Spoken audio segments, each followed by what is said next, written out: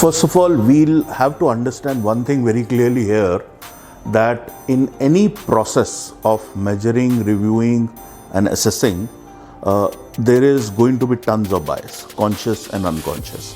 The reason for that is that bias is a human need, and without bias, human beings anyways do not do anything. Now, when you have a conscious bias, you are aware of the bias. You know that there is a drive in you which wants you to achieve something in a certain way, and that bias pushes you in that direction. So you're conscious of it. Like for someone who is quality conscious, and that's a very strong obsession of the individual, it becomes a conscious bias for that individual. But the danger comes when there are biases which are coming from your unconscious and subconscious mind, and that's your unconscious bias, because that bias you are not aware of. And that bias is definitely going to affect your judgment. It's going to affect your perception. It's going to affect the way you will judge things in your life. It's going to also affect the way you will measure things in life. So there are 8 specific biases which I have noticed in my career to affect mostly in rating scenarios, mostly in assessment scenarios, mostly in any kind of measurement scenarios, whether it's a 360-degree feedback, whether it's a performance review setting, whether it's a appraisal setting, whether it's a setting or a scenario wherein you're reviewing a project also. These 8 biases impact very dramatically.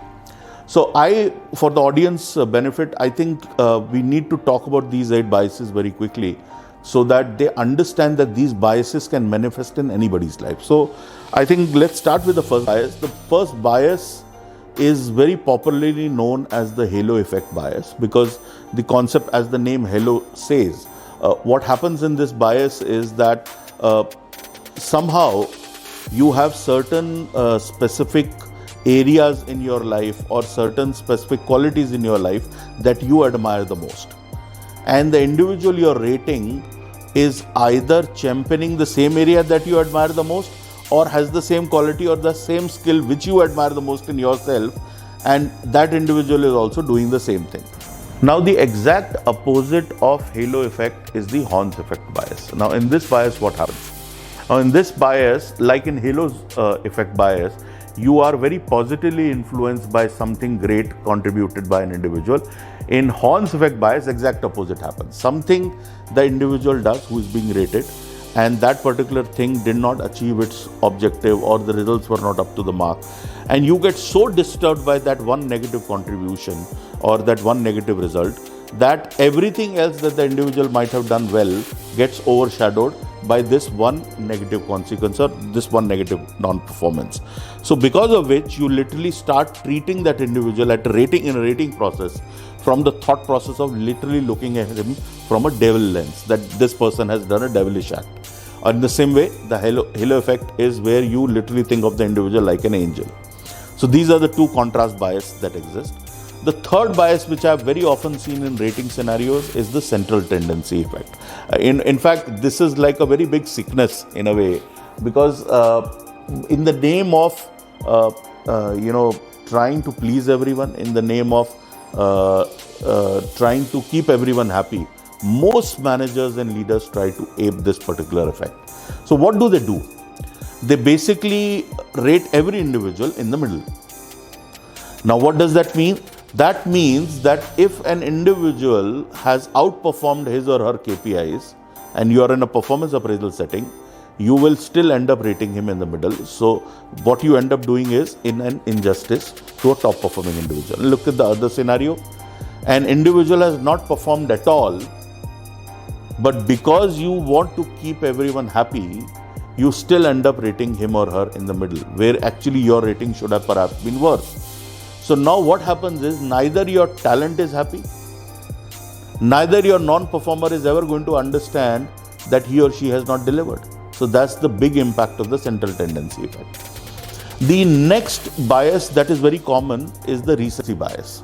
The recency bias is a very interesting bias, because in this bias what happens, let's assume someone has delivered a lot of great results for first 10 months, and in the last closing 2 months of the year, this individual's performance taps down, And when the rating process is being done for him or her, the individual who's rating this individual gets so affected and influenced by the last 2 months non-performance that he actually rates him as a non-performer for the entire year, even though the first 10 months of his or her performance were great. The same concept, exact opposite, is also applicable. That the first 10 months was very bad, the last 2 months were great, and because of the last 2 months being great, the individual rater rates the individual very high. So both scenarios manifest in the recency bias. The next bias, which is also very common, is the bias of severity effect. In some part of my career also, even I had that bias till the time in my own coaching evolution, I understood that I am actually rating with severity effect. Severity effect happens because of various reasons. Two common reasons are, one is that you set the bar very, very high for every individual who is working with you, and it's a bit unrealistic and unreasonable at times. And when they end up performing, even though they have achieved their KPIs, but they could not delight you, they could not meet your expectations, so you actually rate them down than what you should have rated them. So that's the severity effect. And in severity effect, what generally happens is there's a loss of morale, there's a loss of motivation. You may end up losing a talent to a competition. So that's a very bad influence of a severity effect. The next bias that I'm going to talk about is the exact opposite of severity effect. That's the leniency bias. Now in the leniency bias, what happens is, here the rater is very kind and considerate. He does not want to spell the bad news to anyone. He wants to be good to everyone. So in this case, he will overrate everyone, irrespective of performance, non-performance, whatever be the current standard of delivery, he or she will rate every individual as great. So that's the leniency bias, where you just don't have the capacity to even call out non-performance and even recognize that this is a non-performance. So it's a very bad influence on non-performers when a leniency effect rater is rating them, because they never will get to know what is their real standard of performance. Amongst the last two biases, very prominent bias that I've often noticed is the bias that is called as the similar to me effect.